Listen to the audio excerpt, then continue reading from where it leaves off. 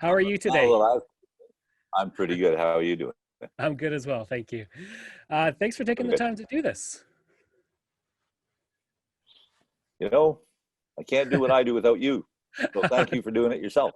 True enough. I like your background there as well. I like the mountain range there. It's nice.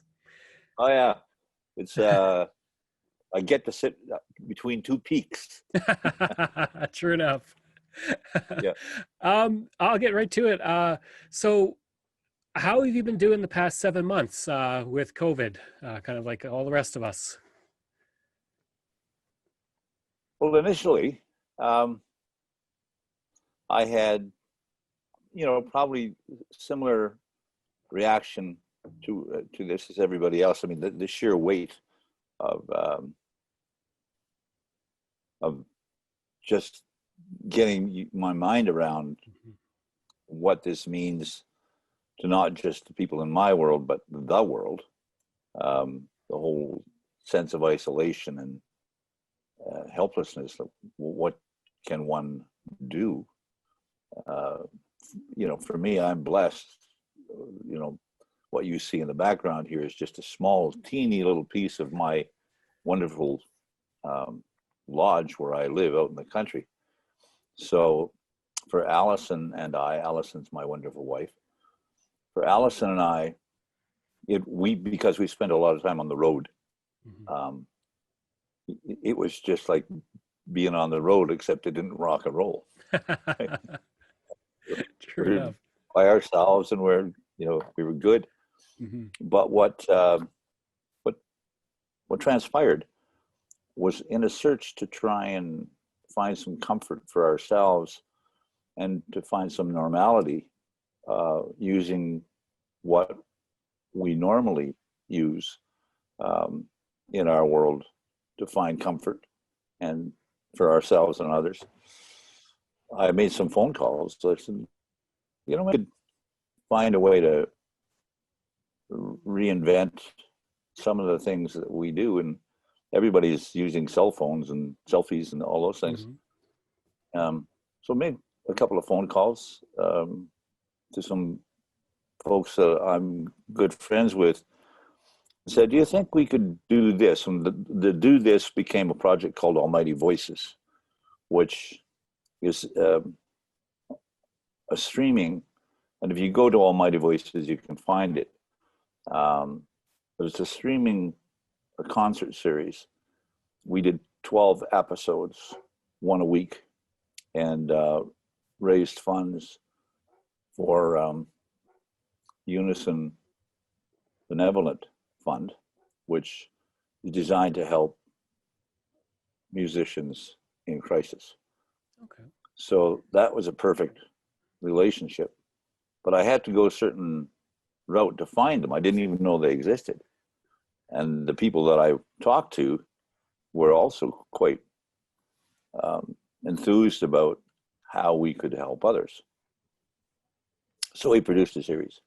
And not knowing what it exactly is to have a television station or what it takes to run a television station or to run episodes. It's one thing to recruit your friends and talent and ask them if they want to participate, but it's another to get all the product and get it in and find somebody at my end that could actually edit and you'd use B-roll to help us accentuate what we wanted to say and all those things, and without money.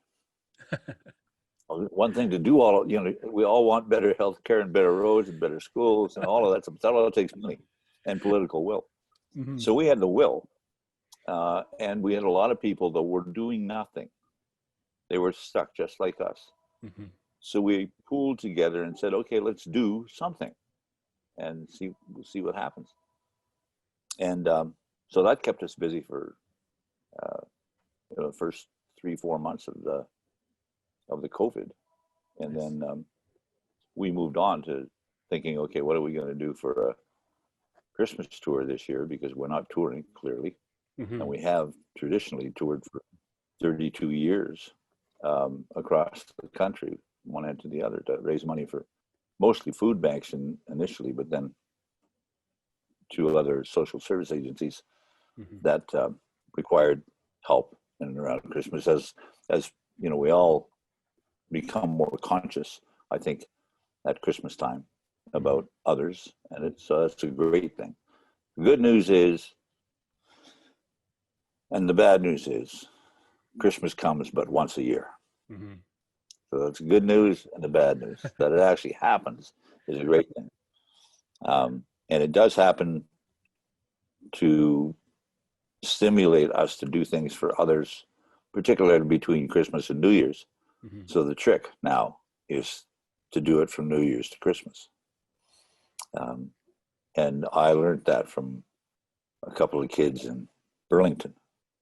I did a show there, and one of the organizers brought his daughter and her best friend to the concert. And, you know, it came about because they asked where he was going, and he told them he was going to this concert called the Huron Carole. And they said, what's a Huron Carole? And I said, well, that's a benefit to raise money for a food bank. And they said, what's a food bank? So he explained to them what a food bank was. And they said, can we come to the show? And so they came to the show, and I'll tell you, they sat right down there, right in front. And they were so enthused, and you know, I could just see their life changing in front of them, and likewise mine. After the show, they went back to his house. And I know this because he sent me a message shortly after describing this situation. And he heard his daughter talking with her friend about engaging their school and what they might be able to do with their school to raise awareness and funds for the food bank between New Year's and Christmas. Mm-hmm. So out of the mouths of babes comes this great thought, which has, you know, changed a lot of lives, as me becoming their messenger. Absolutely. Kind of in regards to the Huron Carole, is this year more important than every year is important, but is there that extra importance because people are dealing with COVID, people are having money that's tight because they're out of work? Does it make it this year kind of a more important year than other years? I think you answered the question, but let me say this, that we have discovered, and as you will and as others will discover, that what we've been blessed with is a silver lining. And that silver lining is realizing we have at our fingertips the opportunity to do things that are very significant, maybe existed in our lives before, but are even more significant and more powerful. And you have more access to the world than you ever had. So my belief is, and touch wood, my belief is that we will create more awareness and raise more much needed funds for food banks and social service agencies than we ever have. Mm-hmm. We could do 17 cities. Christmas only lasts, okay, it's Christmas from Christmas to New Year's, as I said, but that's not when we build up to Christmas, mm-hmm. right? Like when we were on tour, we never did a show after Christmas, right? We did shows right up to Christmas. And we did last year, we toured to 17 cities. And you have to get in between. We're already this year doing 20 shows. We have recorded the Huron Carole. We have produced it. We're currently in post-production.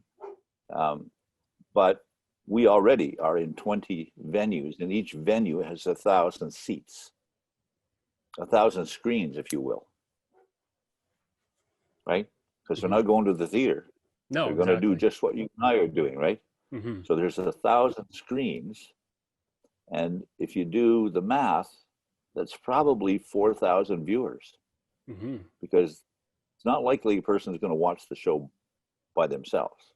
No, exactly. So let's say that they're with their family. As right now, we're all coached to stick at home and maybe with our family. Try not to go out, stay home. So you need good health. You need to find things that make you healthy. This project will bring you health, hope, compassion, empathy, and love. And it'll bring you health. It'll create health within you. So let's say that there's 4 viewers per screen and there's 1,000 screens. That's 4,000 viewers. Exactly. And what if those 4,000 viewers decide to make a contribution to your charity, to your food bank or your shelter? Just imagine what that means. Mm-hmm. So that's a silver lining. For me, it's a huge silver lining. And we serve. Sorry, go ahead. We serve many masters, and quite willingly. And so all the mechanics around getting this up and becoming live have been put in place. So we're ready to go. Yeah, it's a little early in the season, but we're ready to go. So yeah, like you said, a silver lining. What will the show feature this year? Well, it's a combination of stories, songs, and tomfoolery, if you will. Some shared experiences that I have had over the years. It's an awesome band. And we went out to Blue Frog. It's a recording studio, but it's a performance area too. Mm-hmm. So we went out and when we recorded this, respecting all the protocols that COVID allows us or makes necessary, and we wrote a show that, to some degree, it's all respect of Christmas and stories of Christmas and things that happened in my life, and I can share them with you, but then you wouldn't go and watch the show necessarily. But anyway, the point is that it is a combination of a lot of stories and traditional songs and original songs, mostly focused in on the light inside. Mm-hmm. That's kind of the theme of last year. We had a theme, and the theme was Path to a Miracle. Last year we were trying to get people to take the first step towards a miracle, to convince themselves that they could be part of a miracle, but they had to make the first step. Mm-hmm. And then the next step would be the question, okay, what do you want to do now? What's your next step? What are you going to do next? Okay, I'm going to get up tomorrow. Well, why don't you just get up today? Make your tomorrow today. Mm-hmm. Do it now. And so we created miracles last year. This year, my belief is that we have to find that light inside, that spark that turns into a flame, that turns into a fire, that turns into an inferno of fury, that allows us to do things we wouldn't necessarily do before, that allows us to be inspired by ourselves and by others. And again, the underlining piece of that is to create health, mm-hmm. to learn how to dance and make space for happiness, to learn how to leap, if you will, mm-hmm. to read good books, learn, to laugh. Make the most of it, yeah. Laughter is the best medicine on the planet, mm-hmm. anywhere, in the universe. The best medicine. The last time that you laughed 200 times a day, you were probably 2 years old. When you were 2 years old, you probably laughed 200 times a day. Mm-hmm. Now you laugh, I don't know, 20? Maybe the funny bone's a little creaky, right? So you got to put some WD-20 or whatever it's called on the funny bone. Yeah. And so we have to learn how to laugh, mm-hmm. make each other laugh, So leap, learn, laugh. What do you think the last one is? There's 4 of them. Live. Right. Oh, Close. close. Love. Love. Right? Leap, learn, laugh, and love. But love as a verb, not as a word. Mm-hmm. Love as a verb, not as a word. That's what Christmas is. Mm-hmm. Christmas isn't just the tree and the presents and Santa Claus and the baby Jesus and all that. Mm-hmm. It isn't just that. It's a verb. It makes people do things. Right? Good news and bad news comes once a year. Exactly. You kind of mentioned it. There's silver linings to how it's being done this year. Some things are easier. Like I said, you don't really have to travel. But are there any particular challenges that you had to overcome this year for the Huron Carole? It was less challenging than you would think because we'd already done Almighty Voices. Mm-hmm. So we already had gone down this road of using virtual touring and participation from others. So we didn't have that many challenges. Once we were allowed to leave our houses, so to speak, and go out and work with others, there is that one thing that, again, was a challenge. And a lot of people before COVID are high on the hog, and they go from high on the hog to the basement in one night. Mm-hmm. Overnight, they go to the basement. And that's a challenge. And musicians and stage crew, touring crew, all of those people, their income went like that. Yeah. So now we're in a position that we can actually help them.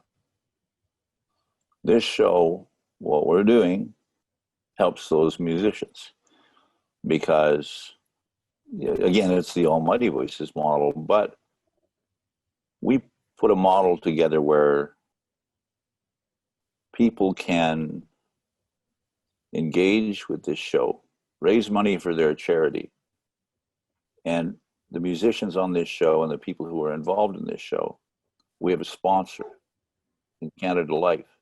Mm-hmm. So we actually paid people to do this, and they'll have an ongoing residual from this, and we've fashioned this show in order to do that. Oh, nice. So I think a little off your question, but we get to help people, Mm-hmm. right? So you get to become healthy, but you get to help people. And I'm lost for something to whine about. I'm really lost. I'm going, no, wait a minute. It's That's good. everything I ever wanted. It's a good way to look at it. You're known as a singer, an actor, activist, and philanthropist. So, are there any causes that are especially important? Obviously, the food bank because of Huron Carole, but anything that's especially important that you really like to support? Well, I have 2 organizations that I'm directly associated with. One is the Red Cross, and I'm working with the Red Cross currently to go into communities virtually, particularly right now a focus in the north, Mm-hmm. because there's that isolation in the north creates other challenges which we have to address, and we have to go in and make sure that those people that they know that somebody cares for them and that somebody's actually caring for them, right? So that's what the Red Cross does. The heart and soul of the Red Cross, the DNA of the Red Cross is love and helping those who are vulnerable, whoever they are, wherever they are, without color or creed or politics. None of that. If you need help, you need to ask. And if you ask, I promise you that I will help you, that I can help you.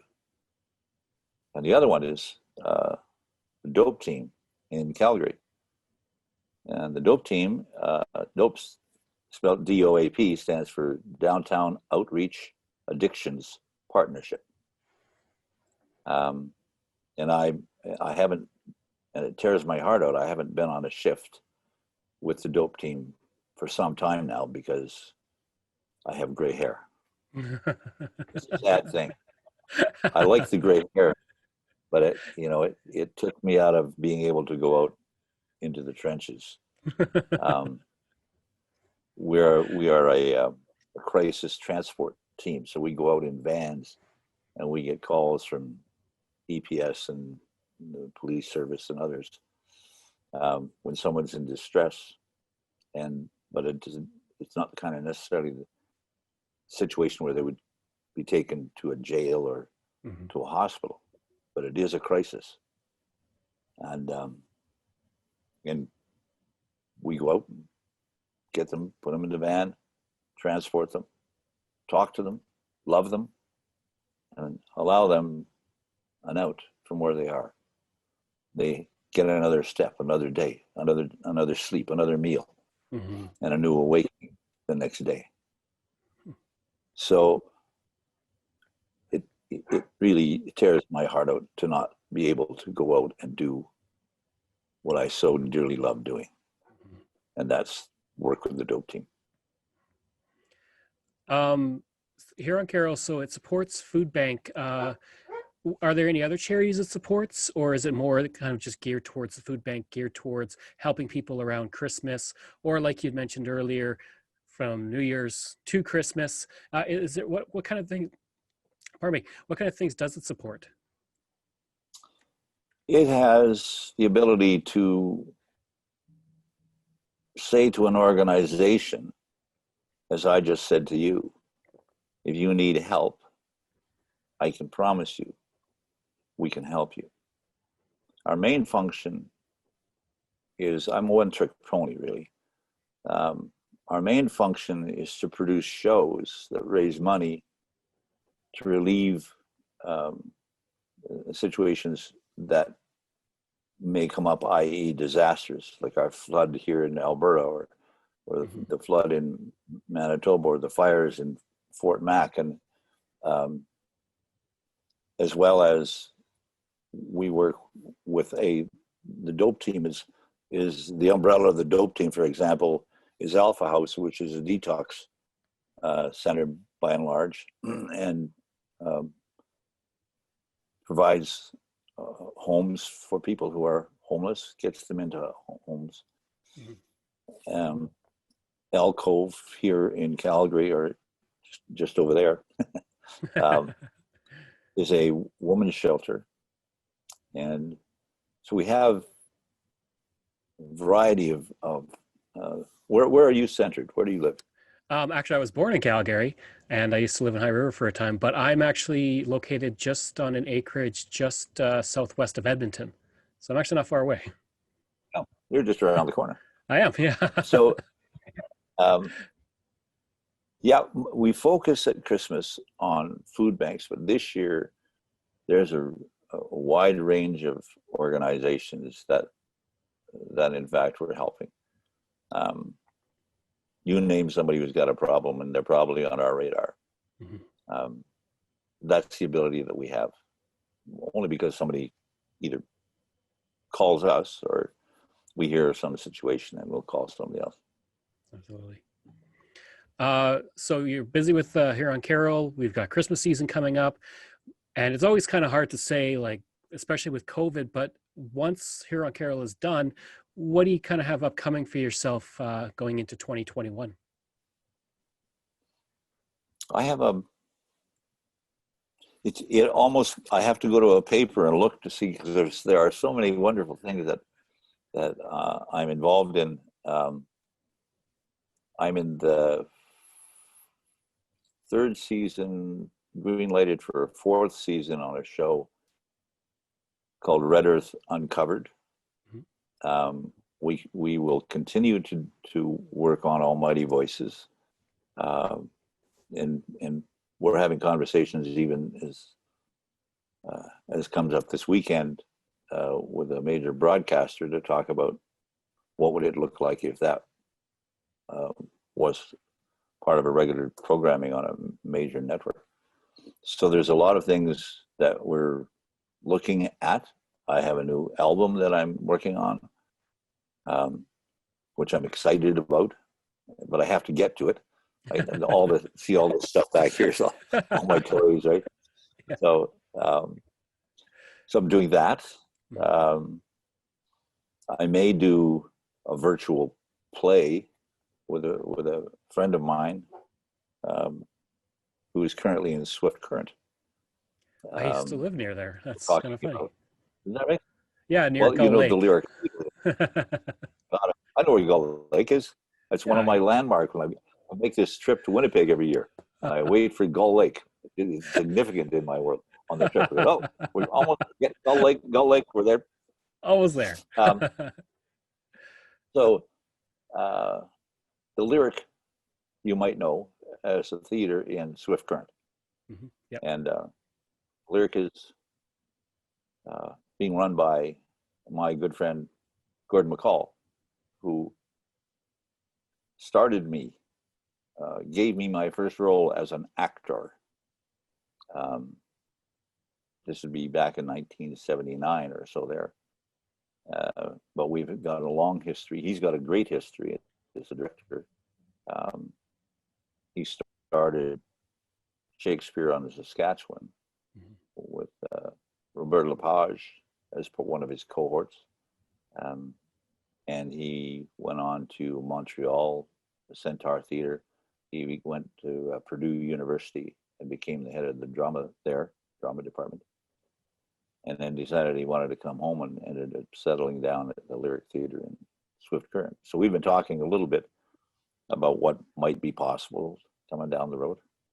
But that's that's the start of the year. Mhm. And if Allison was here, I'd say, what else is on that calendar, Allison? Like that. I'd be more full of stuff. So the last question is, if people want to know more about the Huron Carole, find ways they can help, watch it, just find out information, get tickets, where do they go? How do they get all that information? Right now, if you went to huroncarole.ca, you'll find everything that you need to know about this year's Huron Carole, some of the history of the Huron Carole, and more importantly, how to get engaged with the Huron Carole. If you have an organization that needs help, that needs to raise money, I encourage you to go to the Huron Carole, take a look at, there's an 8-minute trailer of this year's show, which you can see. You should go take a look at it, Craig, if you haven't already. Give you an idea, and then just follow the path and contact us, and Just like that. we're there. All right. Perfect. That was everything I needed. I really appreciate this. I've been a fan of yours for a while. I used to watch you on North of 60. You're on one of my favorite episodes of Star Trek. So this was a real great honor to be able to talk to you about Huron Carole and everything that you're involved in. No, thanks. I was flattered last night. I didn't actually watch it. Was it last night? 2 nights ago. But I did recently. I did I guess not recently, but in the last year or so, was involved in a project called Outlander, which you may or may not know. Yep. But it's a pretty big show around the globe. And I did a full season of Cardinal. Okay. And Yep. Cardinal was in a rerun the last couple of days ago. And I could have watched myself 4 times. I had 4 shows if I wanted to flatter myself or have an ego. I forced myself to not watch any of it. But there was lots of stuff going on out there.